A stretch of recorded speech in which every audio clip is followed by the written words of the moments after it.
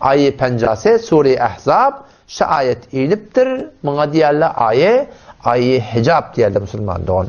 Ama göreyli şu ayani Allah Teala ne mi deyip indiriptir. Kavattan şu tada dikkat edin. Şu ayı hicab diye. Muşakhas bardat ki azvacı mutahharat Peygamber Huday sallallahu aleyhi ve sellem şavat sargısı değermişikle. Ya dar konak giyip bilen değermişikle. Ya sana ditem taşlarını dağın koyup edip balakayım otorotuna gelmeklik değermişik. Sebebi nüzuli Rabbim Allah Tebarek ve Teala Müslüman doğulam şunu ne deyip şu ayeti nazil ettir. Ne mi hukum şey ne mi ettirecek veli Allah taşladı. Faruk Azam radıyallahu anhu şunla sebebi nüzuluna geliyor ki ben Resulullah ayttım diye ya Resulallah İnnen nisâke yedhulu aleyhinnel birre vel facir.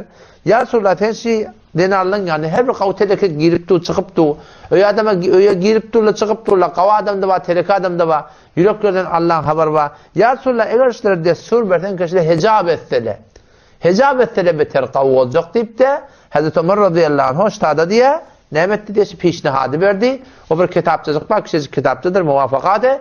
Faruk Azam radıyallahu anhu. Hazreti Ömer radıyallahu anh'ın rayine göre 21'de atça muğratta Allah tebarek ve teala şon aydanına muvafık ayat-ı Kur'an nazil ediptir, feysel ediptir. Bu da şon biri şondan sonra neme? Şu ayet-i Kur'an nazil oldu diye. Bahs neme otur Müslüman doğun? Hele erkek kaçışıp oturuşup girip çıkmaklığın üstüne şun hakkında Allah teala Kur'an'na nemettir? Ayet nazil ettir. Neme?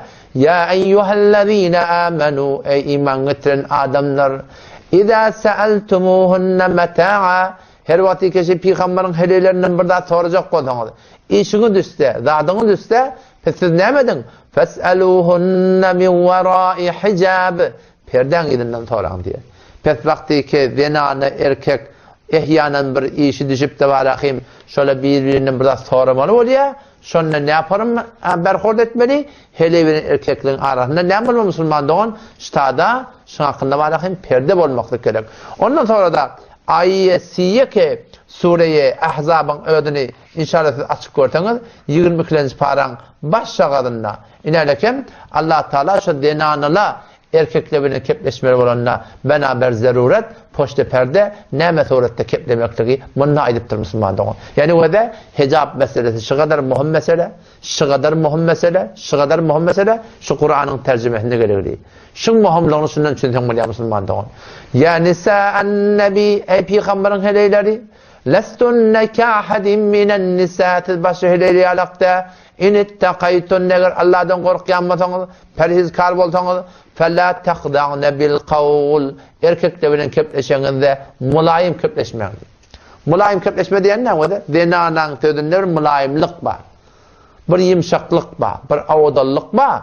Siz şu adamla kepleşme olsanız beraber zaruret poşta perde ya poşta telefon ya poşta iPhone şunlar siz mulayim kepleşmeyin. Ne surette kepleşmeli? Azvacı mutahharat şey deyip elini ağzının evine koyup geliyor. Ne bilsin var? Şifanım kepleşer demiştik de. Burada aytmalı olsa şu turda kepleşer demiştik de. Ya sesin yok irağda kepleşer demiştik Müslüman doğan.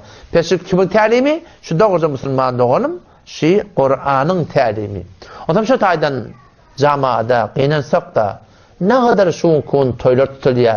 Hele erkek cüda de arada perde yok, zat yok Müslüman doğan. Sırahaten, kat'en şu ayet Sure-i Ahzab'a muhalif. Allah'a ters olup gelip yakinen takta. Ol mehmanileri ki hususi suratında, umumi suratında gelip de varakim bir girip tu, çıkılıp tu, sırahaten Kur'an'a Müslüman doğuldum ters. Ya onları ki bazısı bilen, hele bilen, ya geleceği bilen, ya şuna meneş bazısı bilen, sırahaten bedune perde girip durlar, çıkıp durlar, akkazanla vakkazan, rahat birbirini kepleşiyorlar, telefonla rahat birbirini kepleşiyorlar, Müslüman doğuldum. Doğruca Allah Tebarek ve Teala'nın ayetyaneti var akım. Doğruca 80 derece ters var ya Müslüman doğuldum. Bilmeyen edip derslerden tövbe etmek gerek. Ya ortadan inerlekim Kur'an öğretip geçip ya onun ödeyini ahun, molla. Şu arada perde yok, yaş kıyıda olurla bilen akım. Şu tuğratında sırahaten Kur'an ders veriyor. Kur'an şol öğrenyen denanaları, Oşol öğretken erkek ahım ol her kim olsun Kur'an'ın laneti set derse söylen başına inecek. Şan Peygamber aydıptır. Kem min ta'lil Kur'an yel'anhu. Çebesyar Kur'an okuyarları ve Kur'an sonra lanet et diye. Ne mi deyip? Çünkü Allah'ın aydını tertvar yerler. Şeriatın ayetlerini sırahaten muhalefet ettirirler. Allah Resulü'nün aydını bilir.